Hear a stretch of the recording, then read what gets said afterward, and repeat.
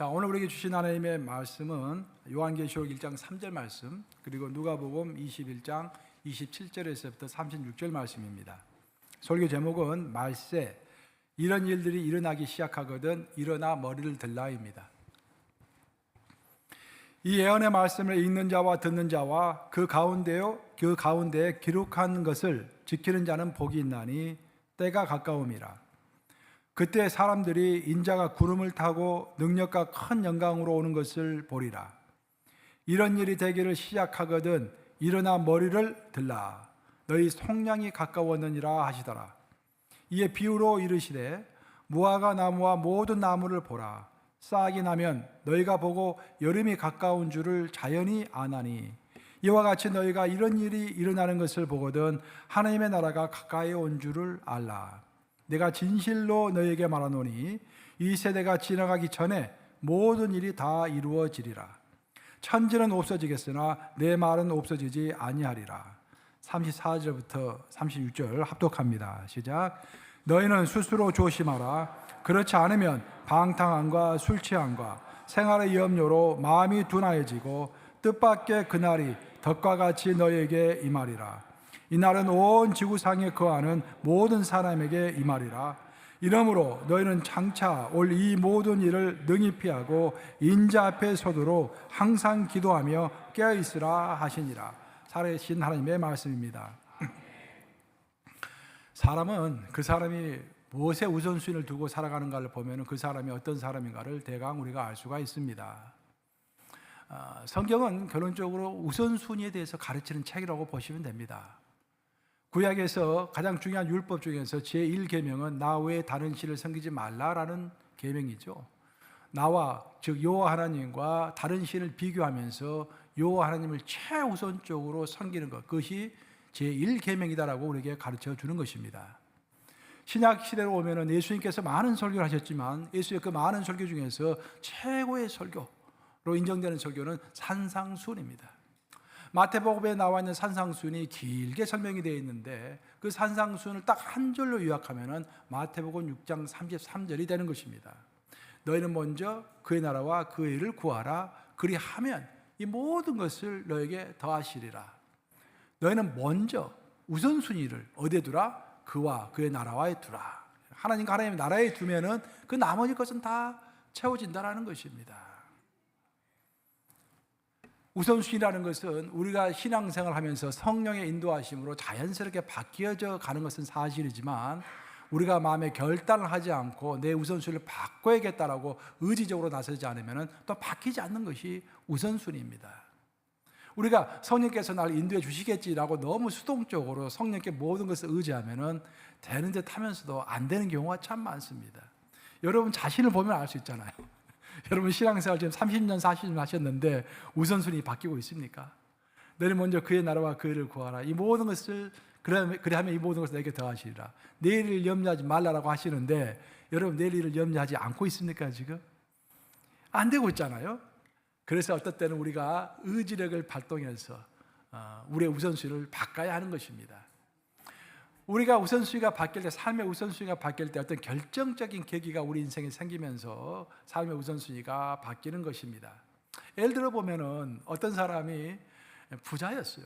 그래서 정말 돈을 열심히 모으기 위해서 점심 먹는 시간도 아까워가지고 점심을 10분, 20분 쪼개가지고 간단하게 햄버거로 때우고 그렇게 해서 열심히 살았습니다. 그러다 어느 날 큰 죽을 병에 걸린 거예요. 병원 가서 당신 앞으로 한 달밖에 살지 못합니다. 그 사람이 병상에서 드디어 깨달아 아는 것입니다. 내가 가지고 있는 전 재산, 내가 1억 달러의 재산이 있지만 이 1억 달러를 다 주고서라도 내 생명을 단 하루라도 더 연장시킬 수가 없는 것이구나. 그러다가 하나님의 은혜로 그 사람이 살아났어요. 그 사람은 그때부터 무엇을 가장 우선순위로 여기면서 살겠습니까? 건강을 제일 우선순위로 여기면서 살겠죠. 그 전에는 그 사람의 우선순위는 돈을 많이 버는 것이었고 성공하는 것이었고 명예를 얻는 것이었습니다. 하지만 이 사람이 큰 죽을 병에 걸리고 나서는 우선순위가 바뀌는 것입니다. 이처럼 어떤 인생의 큰 전환점이 오면은 우리의 우선순위가 바뀌고 납니다. 성경에서 말하는 그 많고 많은 어떤 그 순간과 그 결정적인 사건들 중에서 특별히 성경은 말세를 이야기합니다. 말세를 정말로 이해하면은 우리의 우선순위가 바뀌고, 말세를 정말로 이해하면은 우리가 큰 소망 가운데 있게 된다는 것입니다. 오늘 본문 말씀으로 요한계시록을 제가 선택했는데, 요한계시록은 아시다시피 성도들이 큰 핍박 가운데 있을 때 하나님께서 주신 계시의 말씀입니다. 요한도, 사도 요한도 잡혀가지고 90이 넘은 나이에 밤모섬에 잡혀서 거기서 유배 생활을 하고 있을 때 절망과 정말 포기 상태에 있었습니다. 다른 성도들은 말할 것도 없고, 평신도들은 정말 이 로마 정부의 압제하에서 직장도 다 빼앗기고 살 곳도 없는 상태에서 절망하고 배교하고 힘들어하고 있는 그런 상태였습니다. 과연 하나님은 계시는가? 그런 의문을 하고 있었던 상태에서 예수님이, 부활하신 예수님이 요한에게 나타나가지고 말세의 모습을 계시해 주신 것입니다. 다 알려주신 것입니다. 그 말세의 모습을 다 본 요한은 힘과 용기를 얻었습니다. 그 자신 있게 요한계시로 써가지고 모든 성도들에게 그 편지를 보낸 것입니다. 그러면서 이 편지의 내용을 읽고서 용기를 얻으라 라고 말씀하시는 것입니다. 요한계시록이 비롯해서 성경에 언급되는 말세에 관한 말씀이 우리에게 참으로 중요한 이유가 있습니다. 왜 말세에 관한 말씀이 중요할까? 왜 그리고 말세에 관한 말씀을 그토록 성경은 많이 말씀하시는 것일까? 예수님의 사복음서에 나오는 예수님의 설교를 들어보면 말세에 관한 이야기가 참 많습니다. 하나님의 나라에 관한 설교가 제일 많고 그 다음에 말세에 관한 설교가 많습니다. 그리고 갈라디아서뿐만 아니라 요한계시록, 또 고린도전서, 그 모든 곳에 말세에 관한 이야기들이 참 많이 나오고 있는 것입니다. 그 왜 이 많은 말세에 관한 말씀을 우리에게 주시는 것일까? 그 말씀을 주시는 이유는, 첫 번째 이유는 우리의 삶을 바라보는 관점을 바꾸기 위해서 성경은 우리에게 말세에 관한 말씀을 주시는 것입니다. 우리의 삶에 관한 관점이 바뀌어야만이 우리의 우선순위가 바뀌는 것입니다. 우선순위가 한순간에 내가 우선순위를 바꿔야겠다라고 해서 바뀌어지는 것이 아니라 내 마음의 관점이 먼저 바뀌어야 자연스럽게 우선순위는 바뀌는 것입니다. 변화에는 근본적인 변화와 피상적인 변화가 있습니다. 성경은 우리에게 항상 피상적인 변화가 아니라 근본적인 변화를 하라고 말씀해 주시죠. 변화라는 단어를 한자로 보면은 변할 변자에다가 될 화자를 쓰고 있지 않습니까? 변, 즉 바깥 세상이 달라진다 이 말입니다. 근데 바깥 세상이 달라질 때 내적으로 그것을 반응을 할 때 그때 변화가 이루어진다는 것입니다. 그래서 외적으로만 자꾸 변화가 되는 것은 부분적인 변화입니다. 하지만 내적으로 어떤 큰 변화가 생겼을 때, 큰 달라짐이 있었을 때 그 달라짐에 내가 진실로 반응하고 내 마음이 바뀌고 하는 그 과정 가운데서 근본적인 변화는 이루어지는 것입니다. 그래서 성경은 말할 때 항상 육체의 할례보다도 마음의 할례를 강조합니다. 물론 구약에서는 육체의 할례를 강조하죠, 율법으로서. 하지만 에레미야와 우리 예수님께서는 마음의 할례를 받으라고 하셨습니다. 왜냐하면 마음이 변해야 내 관점이 바뀌고, 관점이 바뀌어야 누가 뭘 하든지 하나님 중심으로 살 수가 있기 때문인 것입니다. 그래서 외부가 바뀌는 것이 중요한 것이 아니라, 어떤 조직을 바꾸는 것이 중요한 것이 아니라 내 마음이 바뀌는 것이 중요할 줄로 믿습니다. 그래서 에레미야는 새 마음을 가지라라고 말씀하고 계시는 거 아니겠습니까? 그래서 우리가 말세에 관한 말씀을 들을 때는 이 말씀을 통해서 내 삶이, 내 마음이 어떻게 바뀌어야 할 것인가, 내가 어떤 것에 우선순위를 두고 이 땅을 살아야 할 것인가 라는 것을 목표로 삼고서 요한계시록을 읽고 에스겔서를 읽고 우리가 다니엘서를 읽는다고 한다면 그것이 우리에게 큰 유익이 있을 줄로 믿습니다. 우리의 목표는 말씀을 통하여 우리의 관점이 바뀌는 것입니다. 땅의 것을 우선적으로 중요시 여기던 그런 관점이 하늘의 것을 중요한 것으로 여기는 관점으로 바뀌어야 하는 것입니다. 또 우리의 사상과 나라와 민족, 어떤 사람들은 그렇게 이야기해요.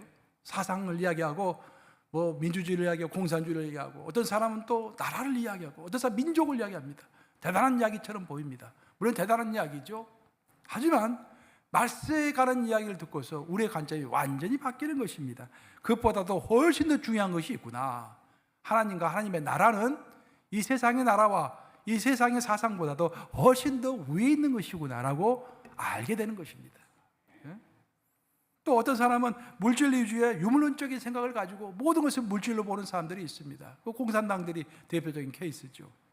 하지만 요한계시록을 통해서 요한계시록에 나와 있는, 지금 우리가 새벽기도 때 제가 강의하고 있는데 요한계시록에 나와 있는 그 하나님의 보좌를 우리가 이해하는 순간, 야, 눈에 보이는 세상만 있는 것이 아니라 눈에 보이는 세상 위에 또 다른 세상이 있구나.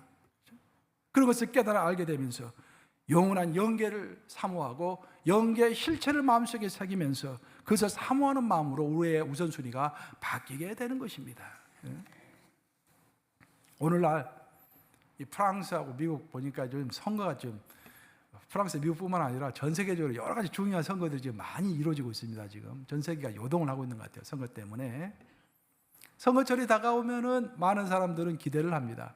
내가 저 사람을 뽑아주면 저 사람이 개혁과 혁명을 일으켜서 이 땅을 크게 좋게 바꾸지 않을까라고 많은 기대를 하고 그 사람에게 표를 찍습니다. 열심히 응원합니다. 하지만 대부분의 경우 인간이 주도하는 개혁과 혁명은 통치하는 사람과 통치받는 사람의 그 자리만 바꿀 뿐이지 근본적인 변화를 이루지 못합니다. 뽑기 전에는 많은 기대를 하죠. 뽑아놓고 나서 1년도 지나지 않아서 야, 그 밥이 그 밥이구나, 그 나물에 그 나물이구나 라고 우리가 또 실망을 하게 되는 것입니다. 인간의 계획이라는 것, 인간의 혁명이라는 것이 다 그런 것입니다.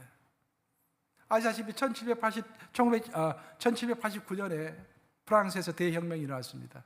그때 시민군들이 무장을 하고 궁궐까지 쳐들어갔습니다. 시민군이 궁궐으로 쳐들어온다는 소리를 들은 아무 세상에 대해서 아는 것이 없었던 그 루이 16세의 왕후 마리 앙뚜아네트가 그 시녀에게 그렇게 물었다는 거 아니에요. 얘야, 저 혁명이라는 것을 하고 있다고 하는데 혁명이 도대체 뭐냐? 하고 물어본 거예요. 그랬더니 시녀가 그렇게 답변한 겁니다. 왕후마마, 혁명이라는 것은 내가 왕후가 되고 왕후께서 내 시녀가 되는 것, 그것이 혁명입니다 라고 설명한 거야. 명답이지 않습니까, 여러분? 혁명은 자리만 바꾸는 것이다, 그런 말이죠. 근본적으로 변화가 되는 것이 아니라, 정권이 바뀌면 뭐가 크게 근본적인 변화가 있을 것 같지만 결국은 다 그것이 그것이다라는 결론을 얻곤 하게 되는 것입니다. 그런데 사람이 예수님을 만나서 구원을 받으면 이야기가 좀 달라집니다. 사람이 예수님을 만나서 구원을 얻으면요, 하나님의 말씀이 궁금해지고 하나님의 말씀을 이렇게 읽다 보면은 성령의 조명하심으로 성경을 읽으면서 깨달음이 오게 됩니다. 그 깨달음 때문에 내가 근본적인 변화를 체험하게 되는 것입니다. 그것은 저의 간증이에요. 저의 간증. 제가 이제 한국에서 직장생활 할 때 나를 그 사랑해 주시는 직장 상사분과 함께 요한복음을 같이 공부했어요. 그 전에 저는 중학교 때부터 구원을 얻고 교회를 열심히 다녔지만 성경을 열심히 읽어본 적은 없었던 것 같아요. 그냥 설교만 듣고, 그러니까 주일학교에서 이제 교사들이랑 이제 인도해 주는 거 따라가고. 근데 성경을 저 심도 있게 요한복음을 같이 함께 읽었던 것 같아요. 근데 요한복음을 읽으면서 제가 근본적으로 변화가 되는 것들을 느꼈습니다. 제일 먼저 근본적으로 변화가 오는 것은 뭐냐면은, 옛날에는 길거리에 있으면 거지들이 있으면은요, 거지들이 있으면 그냥 지나쳤거든요. 근데 그때부터 양심의 꺼리낌이 오는 거예요. 그래서 이제 동전을 줬는데 나중에는, 아니 요즘에 동전 주는 사람이 어디 있는가? 그래서 1,000원짜리를 주게 돼요. 그래서 나중에 이제 그렇게 했어요. 급여를 받으면은 한쪽은 이제 제가 용돈을 쓸 돈을 넣고, 한쪽에는 내가 다른 사람들 도와줄 수 있는, 내가 언제든지 자유롭게 쓸 수 있는 돈을 한쪽에 또 집어넣었어요. 전 이제 당시에 직장 생활할 때 조사부라고 하는 그 리서치 센터에 있었는데, 거기서 이제 원고를 쓰면 원고료를 항상 줘요. 원고료라는 것은 월급 외에 받는 금액 아니겠습니까? 그 금액을 받으면 항상 왼쪽 조교에 집어넣었어요. 그리고 나서 이제 다른 사람들 도와주기도 하고 쓰기도 하고, 이 변화가 생긴 것입니다. 그전에는 그런 거 없었거든요. 요한복음을 읽으면서 변화가 생긴 것이죠. 왜냐하면 하나님의 말씀을 통해서 내 마음이 바뀌고, 내 마음이 바뀔 때 나의 삶의 관점이 바뀌었고 나의 삶의 우선순위가 바뀌었기 때문입니다. 성경은 이렇게 하나님의 말씀을 통하여서, 또 말세의 현상을 통하여서 바뀌는 사람, 근본적인 변화가 생긴 사람을 복된 사람이라고 이야기하고 있습니다. 오늘 본문 말씀은 이렇게 이야기합니다. 요한계시록 3장 1장 3절을 같이 읽어보겠습니다. 시작. 이 예언의 말씀을 읽는 자와 듣는 자와 그 가운데에 기록한 것을 지키는 자는 복이 있나니 때가 가까움이라. 요한계시록은 요한계시록을 읽는 자와 듣는 자를 먼저 구분하고 있습니다. 여기서 읽는 자라는 것은 영어 표현으로 보시면 read aloud라고 되어 있잖아요. 회중 앞에서 요한계시록을 읽어주는 사람입니다. 그 당시에는 복사기가 없었기 때문에 요한이 쓴 편지를 모든 사람들에게 복사해서 나눠줄 수가 없었습니다. 그래서 그 교회의 목사님이나 대표자가 앞에 나와서 회중 앞에서 큰 소리로 그것을 읽어주었던 것입니다. 요한계시록을 읽어줬다라는 말은 요한계시록을 읽어줄 뿐만 아니라 요한계시록을 가르쳤다라는 그런 말이죠. 그래서 그 가르치고 읽어주는 자는 뭐다? 복이 있다라고 이야기하죠. 그래서 제가 열심히 요한계시록을 여러분들 가르치는 거예요. 새벽마다 요한계시록 지금 강의하고 있잖아요. 또 오늘도 요한계시록 설교하고 있고, 요한계시록 열심히 하는 이유가 요한계시록 열심히 읽고 읽어주고 또 가르쳐주는 자는 복이 있기 때문에. 근데 읽어주는 자만 복을 받는 것이 아니라 그 말씀을 듣는 자도 복이 있다고 그랬습니다. 근데 듣는 자도 복이 있는데 듣는 자에게는 또 한 가지의 요구 조건이 생깁니다. 읽어주는 자와는 좀 달라요. 듣는 자에게는 들을 뿐만 아니라 그것을 지킬 때 복이 있다라는 것입니다. 지킬 때. 그럼 지킨다라는 것이 무슨 말인가? 그 언어로 보면은 히드, 영어로 표현한 히드, 이렇게 조심해가지고 그 말씀 마음속에 딱 집어넣고 자꾸 생각하는 거예요. 자꾸 생각한 다음에 그 말씀을 내가 어떻게 지킬 것인가를 묵상하는 가운데 삶의 우선순위가 자동적으로 바뀌는 것입니다. 땅의 것을 중요하게 생각했던 내 우선순위가, 내 자식을 먼저 생각했던 우선순위가, 내 직장을 먼저 생각했던 우선순위가, 내 노후를 먼저 생각했던 우선순위가 하나님의 나라를, 하나님을 먼저 우선적으로 생각하는 그런 마음으로 바뀌는 것입니다. 그 전에는 이 마지막 심판에 대해서 별 무감각했던 그런 마음이 요한계시록을 읽음으로써 말세에 대한 소식을 들으면서 최후의 심판, 종말의 심판은 반드시 있는 것이구나. 그래서 지금부터 준비해 가는 것이구나 라고 깨인 마음으로 그 둔해진 마음이 바뀌는 것입니다. 신약 성경에는 예수님의 재림에 관한 약속이 무려 318번이 나오고 있습니다. 엄청나게 많이 나오고 있죠. 이토록 예수님의 재림은 기독교의 특징입니다. 자, 화면은 바꿔도 됩니다. 예수님의 재림이 가까워진 시대를 가르쳐서 그것을 우리가 말세라고 하죠. 우리가 보통 말세라고 하면은 예수님의 재림이 가까워진 시대, 그리고 마지막 시대라고 하기도 하고요. 근데 그 마지막 시대에 관한 언급이 318번이나 제시되고 있는 것입니다.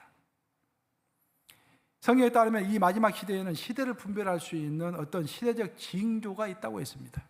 그래서 귀 있는 자는 잘 듣고 눈 있는 자는 잘 봐서 시대의 징조를 분별하라고 했습니다.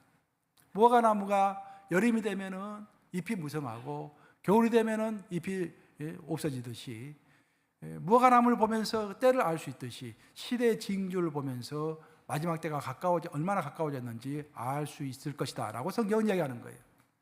성경은 마지막 시대 징조로서 세 가지를 이야기합니다. 그게 첫 번째는 이스라엘 민족과 관련해서 마지막 징조를 이야기합니다. 이스라엘에 관해서 구약에는 많은 예언들이 나오고 있는데 가장 중요한 예언은 이런 예언입니다. 이스라엘 민족은 앞으로 메시아가 옴에도 불구하고 그 메시아를 받아들이지 아니할 것이다. 이사야가 예언하고 있죠. 그러면 앞으로 오실 메시아 예수를 받아들이지 않음으로 인하여서 전 세계에 흩어져서 살게 될 것이다. 하지만 마지막 때가 오면은 에레미야의 말씀에 의하면 에레미야 16장이 나오죠. 마지막 때가 되면은 하나님께서 그 흩어져 있는 이스라엘 백성들을 다시 모을 것이다. 그것이 수천 년에 걸쳐서 이어져 내려오는 이스라엘에 관한 예언이었습니다. 그 예언이 성취가 되면 이제 마지막 때가 된 거예요. 그 마지막 때 내가 다시 그들을 모으리라 했기 때문에 그 마지막 때가 되면 이스라엘 민족을 다시 모으는 것입니다. 근데 그 역사는 이미 벌어졌어요. 1948년도에 전 세계에 흩어져 있던 이스라엘 백성들이 팔레스타인 땅에 모여가지고 나라를 건국했죠. 그러면서 정말 국제정치적 관점에 봤을 때는 이루어질 수 없는 일이 그때 이루어진 거예요. 그래서 신비스러운 일이기도 하지만 가장 근본적으로 마지막 시대가 왔다는 결정적인 증거인 것입니다. 마지막 시대는 이미 시작이 된 거예요. 우리는 인간의 호흡은 짧고 하나님의 호흡은 길기 때문에, 하나님의 호흡은 1948년도에 이스라엘이 건국이 됐기 때문에 당장 그 다음 날 마지막 시대가 시작되는 것, 그런 식으로 일은 벌어지지 않습니다. 점진적으로 긴 세월을 두고 일이 벌어지는 것이죠. 그래서 1948년부터 결정적으로 이미 마지막 시대는 시작이 된 거예요. 그리고 그 결정적인 마지막 시기를 향하여서 계속해서 역사는 흘러가고 있는 것입니다. 이스라엘 민족과 관련해 가지고 말세에 관련된 아직까지 성취되지 않은 예언이 한 가지 있는데, 중요한 예언이 한 가지 있는데, 그것은 이 말세에는 예루살렘에 하나님의 무너진 성전이 다시 세워질 것이다 라는 예언입니다.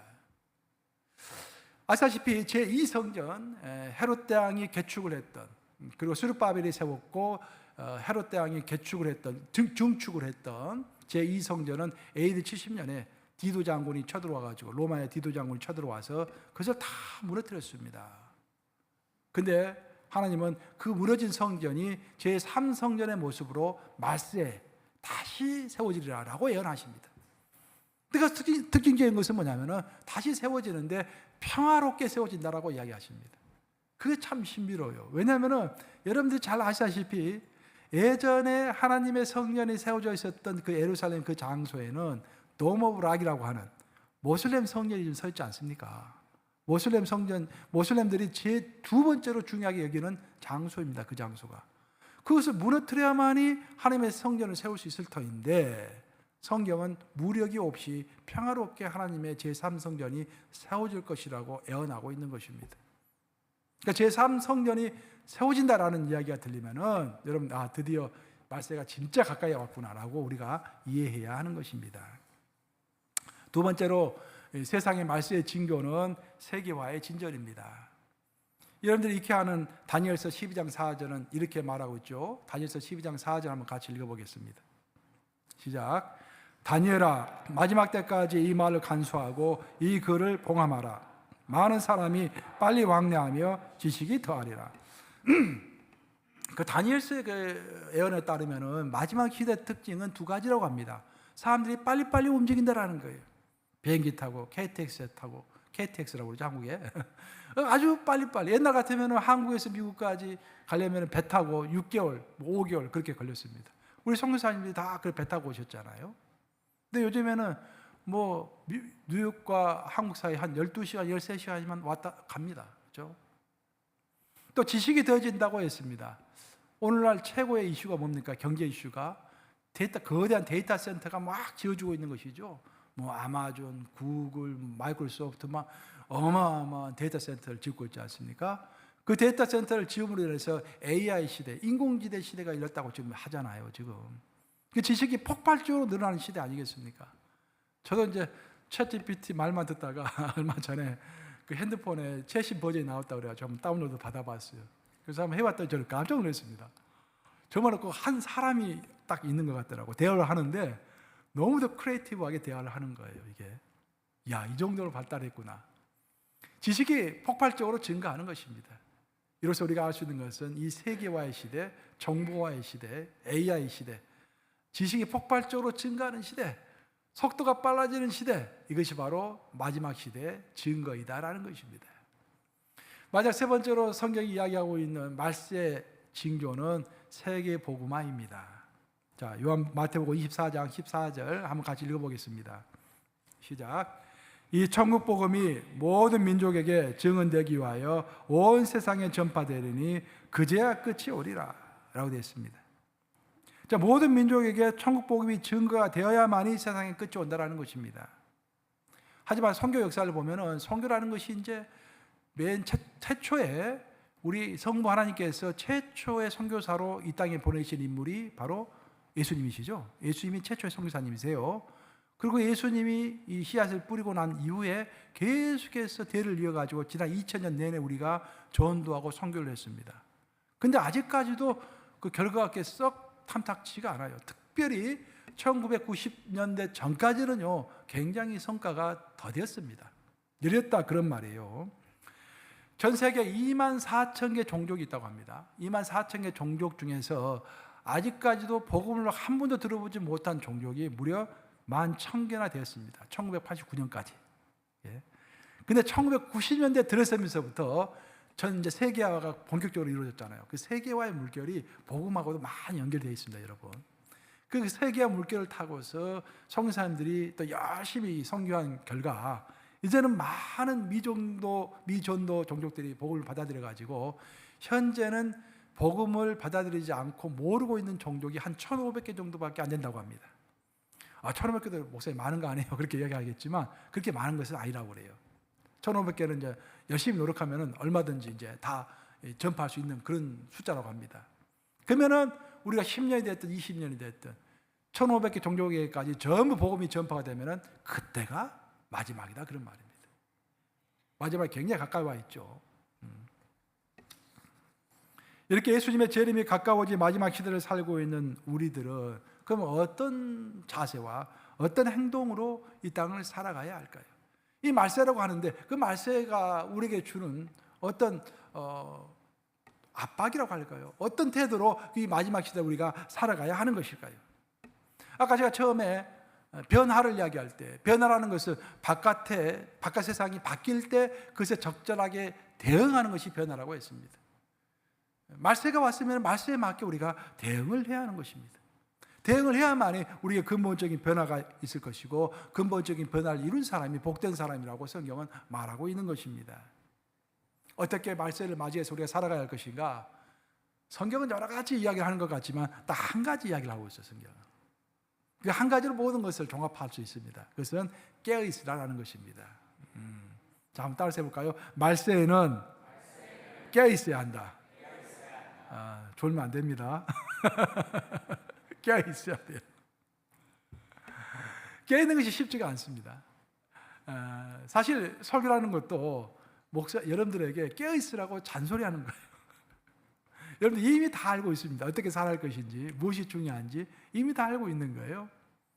그렇지만 다시 한번 강조하는 것입니다. 깨어있으라고. 여러분 자식 키울 때 자꾸 이런 소리 저런 소리 하게 되죠. 잘 되라고 그렇게 이야기하는 것이죠. 근데 뭐 너 할 대로 알아서 해라. 그래, 이것도 좋고 저것도 좋고 다 좋다. 그래, 잘하고 있다. 무조건 그래 버리면 그 부모가 아닙니다. 성경에서 하나님께서 그렇게 말씀하시잖아요. 내가 너에게 회초리를 들지 아니하면은 너에게 참 부모가 아니다. 그 말씀하셨지 않습니까? 그처럼 성경은 자꾸 우리에게 깨어 있으라고 권유하는 것입니다. 거듭거듭 권유하는 거예요. 자, 누가복음 21장 44절과 마태복음 24장 42절 우리 함께 한번 읽어보겠습니다. 시작. 너희는 스스로 조심하라. 그렇지 않으면 방탕과 술 취함과 생활의 염려로 마음이 둔하여지고 뜻밖의 그날이 덕과 같이 너에게 임하리라. 그러므로 깨어있으라. 어느 날에 너희 주가 임할는지 너희가 알지 못함이니라. 우리가 신앙생활 할 때 가장 조심해야 할 것 중에 하나가 마음이 둔해지는 것을 조심해야 한다는 것입니다. 마음이 팔팔 살아있지 않고 느슨해지고 또 이게 시들시들해지면 그것이 문제가 된다는 거예요. 자꾸 우리는 이번만큼 적당히 넘어가자. 오늘은 그냥 적당히 넘어가고 다음 주부터 잘하자. 그런 생각이 많이 들지 않습니까? 저도 이제 목사는 설교를 준비하고 설교를 선포하는 사람이니까 주일 설교가 됐든지 수요예배가 됐든지 새벽기도도 마찬가지예요. 어떨 때는 몸이 좀 피곤하고 그러면은 이번은 좀 간단하게 끝내자. 그래서 유혹이 들 때가 있어요. 만약 그래서 간단하게 설교를 하고 끝내잖아요. 새벽기도가 됐든지 수요예배가 됐든지 주일 설교가 됐든지 그러면은요 이상하게 그것이 한 두세 달 갑니다. 두세 달. 한 번 그렇게 되면은. 제가 그걸 체험하고 나서 이건 아니구나. 한 번 물러서면은 그것이 끝장이다라고 생각하고 한 번을 양보하지 않는 그런 스피릿으로 살아가야겠구나. 그것이 깨어있는 자의 자세구나. 그래서 저는 이제 주일 설교도 보통 금요일이면 다 끝내는데 토요일까지 계속 봐요. 보고 교정할 거 있으면 수정하면서 보통 저녁 한 12시까지는 집에 여기 사무실에 있습니다. 집에 가서 이제 한 12시 좀 넘어서 잠을 자고 이제 아침에 일부 예배 나오는데 그런 습관을 갖게 된 이유가 좋고 나쁘고를 떠나서 제가 느끼게 된 것은 생활 속에서 체험하게 된 것은 한 번 양보를 하면은 그 한 번으로 끝나는 것이 아니라 그 한 번이 두세 달 가는 거예요. 계속 그 정신이, 그 마음이. 그래서 성경은 항상 깨어 있으라. 그 항상이라는 말을 넣잖아요.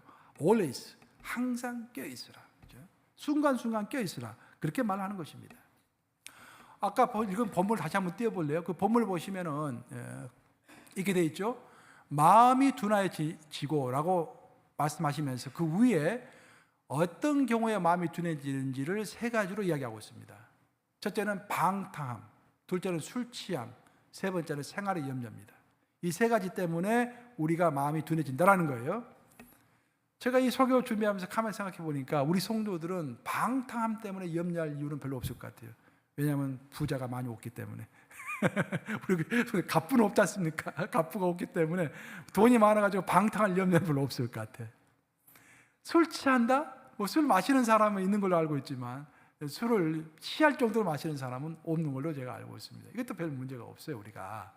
근데 세 번째가 문제입니다. 세 번째, 생활의 염려. 제가 거듭거듭 이야기하지만 사명의 무게보다도 생활의 무게가 더 크면은 큰 크리스찬의 도전입니다. 그 큰 도전입니다. 생활의 염려가 되면서부터 우리의 우선순위가 흐트러지고 하나님을 향한 집중이 흐트러지는 것입니다. 이런 염려, 저런 염려, 그렇죠? 생활의 염려. 그래서 사실 우리가 누가 예수님의 제자인가? 그 예수님의 제자의 기준이 여러 가지일 수 있겠지만 가장 대표적인 예수님의 제자의 특징은 뭐냐면은 생활의 염려를 이미 주께 맡긴 사람, 그 사람이 예수님의 제자인 것입니다.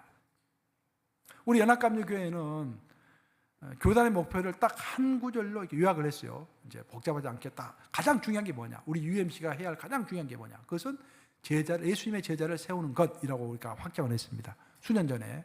그래서 우리 UMC의 목표는 예수님의 제자를 세우는 거예요. 그래서 우리 뉴욕감리교의 목표이고 또 저의 목표입니다. 예수님의 제자를 세우는 거예요. 군중을 세우는 것이 아니라 예수님의 제자를 세우는 것이죠. 그럼 누가 예수님의 제자인가? 여러 가지 기준이 있을 수 있겠죠. 하자 정말 실용적으로 진짜 이 사람이 예수님의 제자인지 아닌지를 알려면은 이 사람이 생활의 염려를 이미 주께 맡긴 사람인가? 라는 것을 보면은 진짜 예수님의 제자인지 아닌지 알 수 있다는 거예요. 그 사람이 우리의 영적 리더가 되는 것입니다. 예수님 불렀을 때 베드로가 그물을 버려두고 즉시 예수님을 따랐다고 했죠. 그랬을 때 예수님이 베드로가 먹을 것을 다 채워주셨죠. 그것을 얼마만큼 마음에 체화하고 그것을 일상의 삶 가운데서 최우선순위를 두고 실행하느냐, 거기에 따라서 우리의 신앙은 성패가 좌우되는 것입니다. 시험을 준비하는 사람은 준비하는 기간 동안에 깨어서 시험 준비를 해야겠죠. 지금 생각해 보니까 저도 이제 중고등부, 중학교, 고등학교 다닐 때 우리 시절에는 잠이 안 오는 약이 있었어요. 지금도 있는가 모르겠네요. 그래서 우리는 시험 공부할 때 잠이 안 오는 약을 먹고 시험 공부를 했어요. 또 혼자 공부하면 이제 잘 졸음이 오니까 친구들 두세 명이 모여가지고 이제 잠 안 오는 약 먹고 이제 밤새도록 공부하는 거예요. 이제. 시험 공부를 하는 사람은 깨어 있어야 합니다. 마찬가지로 우리 크리스천들은 마지막 시험을 준비하는 사람들이죠. 마지막 종말의 시험이라고 하는 종말의 심판이라고 하는 그런 시험을 준비하고 있는 사람들입니다. 우리가 준비하는 시험의 특징이 뭐냐면은 시험 문제는 이미 다 알고 있어요. 근데 시험이 언제 있을지를 모르는 거예요. 하여튼 세상의 시험 문제는 다르죠. 정반대죠. 시험 문제는 모르지만 시험이 언제 있는지는 다 알고 있어요. 그러니까 우리가 당한 시험은 세상이 당한 시험과 다른 것입니다. 근데 여기에 우리의 큰 도전이 있습니다. 아무리 중요한 시험이라고 할지라도 그 시험을 20년 후나 30년 후에 그 시험을 치른다고 한다면 지금부터 준비할 이유가 별로 없잖아요. 그때 가서 열심히 하면 될 거 아니겠습니까? 그래서 우리에게 큰 도전이 오는 것입니다. 과연 먼 훗날에 말세가 있다고 하는데 뭐 그때 가서 열심히 하면 되지 지금부터 열심히 할 필요가 뭐가 있는가라는 생각이 드는 것입니다. 그런데 여기서 우리가 정말로 정확하게 한 가지 이해해야 할 것은 뭐냐면은 우리가 하는 시험은요, 우리가 이제 겪게 될 시험은 딱 한 번만 보고 끝나는 그런 시험이 아니다라는 것입니다. 우리의 시험은 매일매일 보는 쪽지 시험과도 같은 것입니다.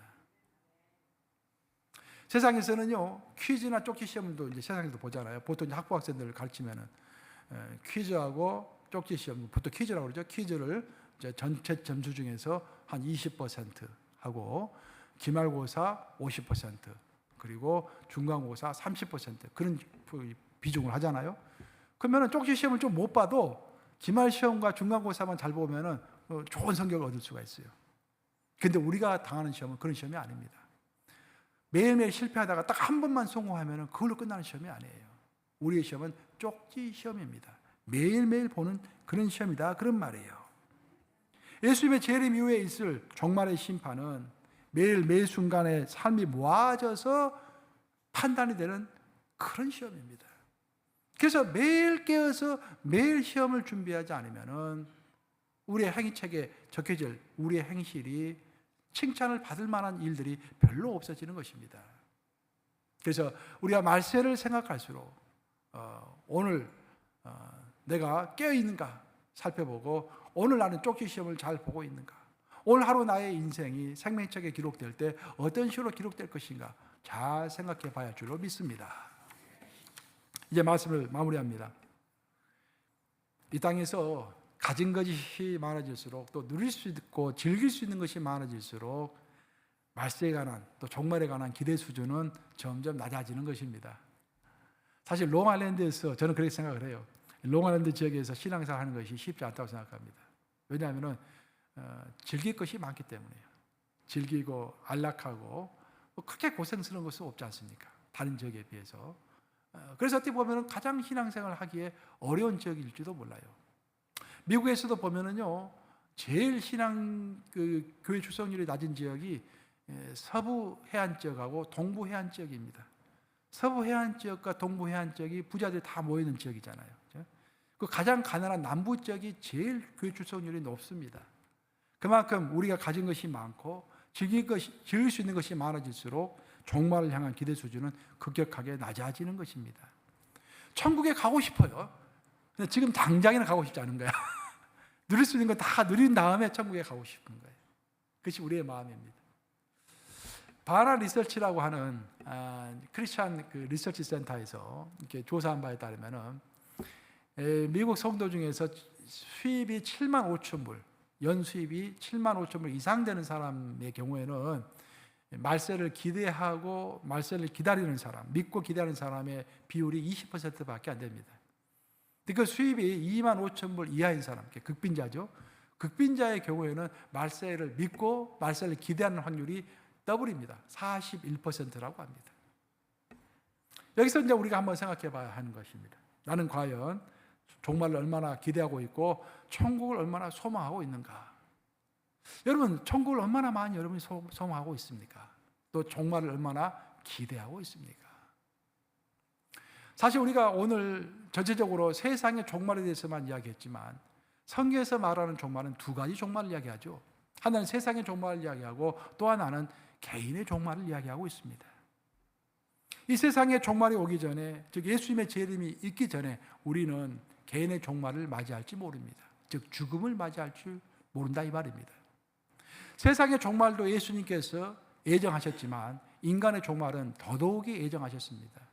우리 인간은 태어나는 그 순간부터 죽음의 증상을 가지고 이 땅을 살아가는 것입니다. 태어날 때부터 죽음의 증상이 내 몸 안에 있는 거예요. 많이 먹으면 먹을수록 더 오래 사는 것이 아니라 많이 먹으면 먹을수록 더 죽음에 가까워지는 것입니다. 그렇죠? 죽음의 증상이 나에게 있는 것입니다. 그래서 우리는 세상의 종말을 준비할 뿐만 아니라 개인의 종말을 준비하는 것도 굉장히 중요한 줄로 믿습니다. 그래서 저는 이 설교를 마무리하면서 개인의 종말에 대해서 잠깐 언급하고 마무리 짓고자 합니다. 우리가 개인의 종말을 준비할 때 세 가지를 꼭 준비해야 할 것입니다. 첫째, 나는 천국에 들어갈 흰 옷이 있는 것인가? 어떤 파티가 있습니다. 어떤 파티는 옷에 관한 규정이 있습니다. 그 흰사복을 입어야만이 들어갈 수 있는 그런 파티가 있는 거예요. 그런 파티에는 작업복을 입고서 들어갈 수가 없습니다. 마찬가지로 천국에서는 천국 잔치가 열린다고 했는데 그 천국 잔치에 들어가야 천국에 갈 수 있을 것인데 그 천국 잔치에는 그 옷의 규정이 있는 거예요. 흰 옷을 입은 자만이 들어갈 수 있다고 했습니다. 그 성경을 읽어보면 예수님께서 비유하시기를 어떤 자가 잔치가 열렸는데 흰 옷을 입고 있지 않았어요. 잔치복을 입고 있지 않았어요. 그래서 예수님이 뭐라고 하십니까? 이 자를 지옥에 던져서 그곳에 있게 하라 라고 말씀하시죠. 그래서 우리는 개인의 종말을 준비하면서 나는 흰옷을 준비하고 있는가, 나는 흰옷을 입고 있는가라는 것을 잘 살펴봐야 한다는 것입니다. 두 번째, 개인의 종말을 준비하고 있는 사람은 나는 상급을 받을 만한 일, 면류관을 받을 만한 일을 얼마나 했는가라는 것을 또한 기억해야 한다는 것입니다. 어제 우리가 토요일 날 우리 함께 새벽기도 때 살펴보았지만 요한계시록 4장 4절을 보면은 24장로의 이야기가 나옵니다. 하늘 보좌를 24장로들이 둘러싸고 있었는데 그 24장로들은 흰옷을 모두 입고 있었다고 했어요. 모두 흰옷을 입고 있고 그 머리에는 금관, 금면류관을 쓰고 있었다라고 되어 있습니다. 그만큼 하나님 앞에서 합당한 면류관을 받을 만한 일들을 많이 했다, 그런 말이겠죠. 근데 놀라운 것은 뭐냐면은 그들은 그 면류관을 다 벗어서 다시 하나님께 드렸습니다. 왜 그랬을까요, 여러분? 그들이 금면류관을 받을 수 있었던 이유는 우리 예수님이 가시 면류관을 쓰셨기 때문에 그들이 금면류관을 받을 수 있었던 거예요. 항상 그 우리 예수님의 그 가시 면류관이 주시는 그 은혜, 그 생각하면서 정말로 나 같은 인간도 구원해 주시고 나에게 천국을 약속해 주시고 하나님의 영인 성령이 나와 함께 하셔서 오늘도 이끌어가고 있다는 그 감격 속에서 내가 주님의 나를 위해서 무엇을 할까? 내가 받은 것이 많은데 재능도 받았고 물질도 받았고 시간도 받았고 건강도 받았는데 이것을 주님의 나를 위해서 어떻게 사용할까라고 고민하는 것이 우리 크리스찬의 삶이 아니겠습니까, 여러분? 그렇죠? 무엇을 고민하십니까? 저도 요즘에 그런 고민 좀 생각도 많이 해요. 내가 하나님께서 특별하게 나에게 주신 어떤 재능이 있는데 그 재능을 어떻게 하나님의 나라를 위해서 사용할 것인가? 하나님의 나라를 위해서 사용하는 것은 상수입니다, 상수. 그것은 당연한 거예요. 하나님의 나라를 위해서 어떻게 사용할 것인가를 고민해야 하는 것입니다. 근데 많은 사람들은 내가 가지고 있는 것을 하나님의 나라를 위해서 사용한다는 그 개념조차 가지고 있지 않다고 한다면 큰 문제가 아니겠습니까? 죽음의 준비가 되어 있지 않은 것입니다. 마지막 세 번째로 개인의 종말을 맞이하는 사람이 세 번째로 물어봐야 할 것은 나는 전도를 통하여 영혼을 구원하고 양육하는 일에 얼마나 많은 노력을 기울였는가.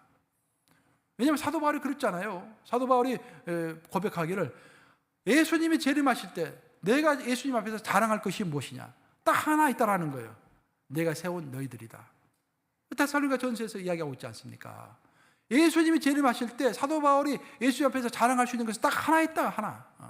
다른 것이 아니라 내가 키운 바로 너희들 아니냐라고 이야기하고 있는 거예요. 사도 바울은 자신이 빨리 죽어서 천국에 가지 않고 이 땅에 살아남아 있는 이유가 전도하고 양육하기 위해서 이 땅을 살아가고 있다고 이야기를 했습니다. 그게 삶의 목표라고 이야기했어요. 풀이해서 이야기하면 사도 바울이야말로 죽으면 얼마나 좋습니까? 죽으면 곧바로 천국 가기 때문에 이 땅에 남아있는 삶이 고난의 삶이었습니다. 사도 바울에게는. 그 사도 바울은 빨리 죽어서 천국에 가는 것이 좋았겠죠. 하지만 죽지 않고 이 땅에 계속 살아있는 이유가 있다라고 고백했습니다.